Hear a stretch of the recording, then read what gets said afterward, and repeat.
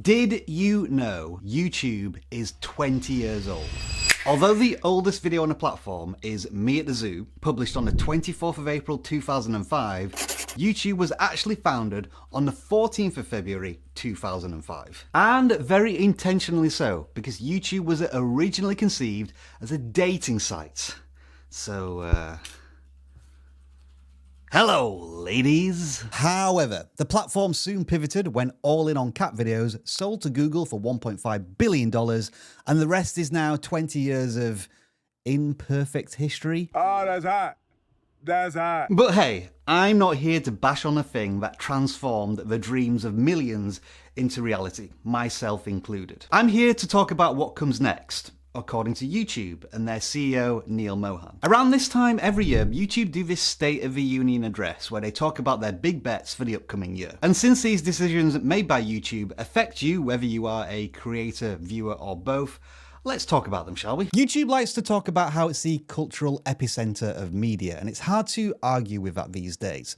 The 2024 US presidential election was debated across the platform, peaking with 55 million people tuning in to watch Joe Rogan interview Donald Trump.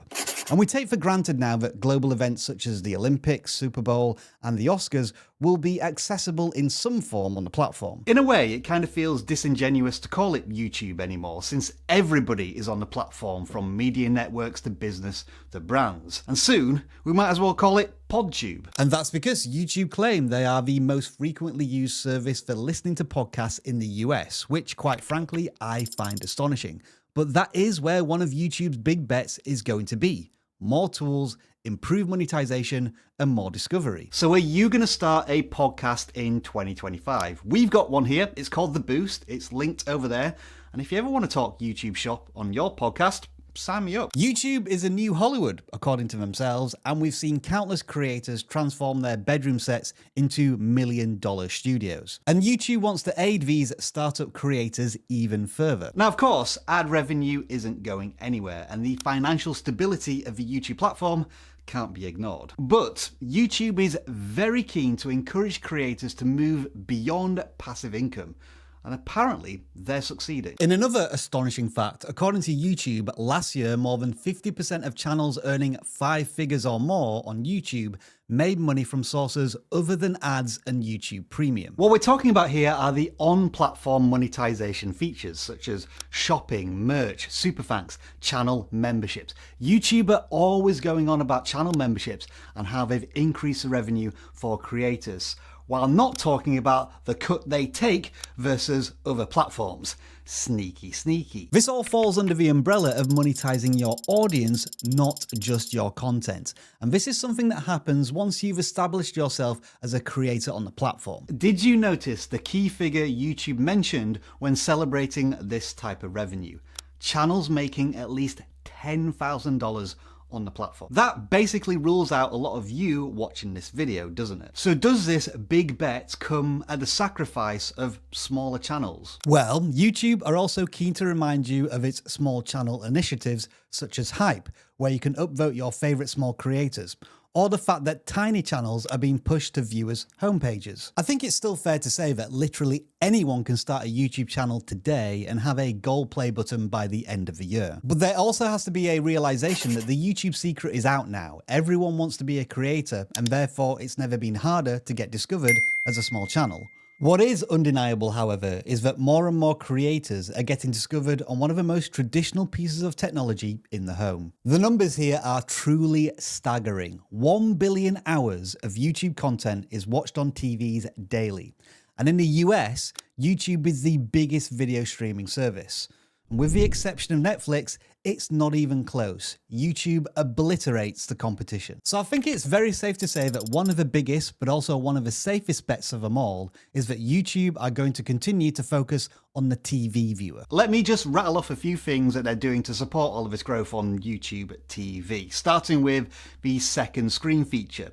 Users can interact with TV videos using their phones to leave comments or make purchases while watching. The Watch With feature. YouTube is experimenting with live commentary, allowing creators to provide real-time reactions to events, and have tested that with the NFL. Advertiser growth. YouTube's connected TV audience is attracting more advertisers with new ad formats such as QR codes and pause ads. Pause ads.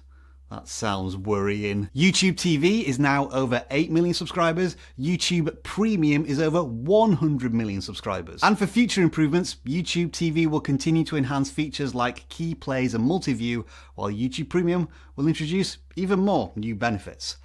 That's a lot to contend with. But what does all of this mean for the average creator like you and me who has never really considered the TV viewer?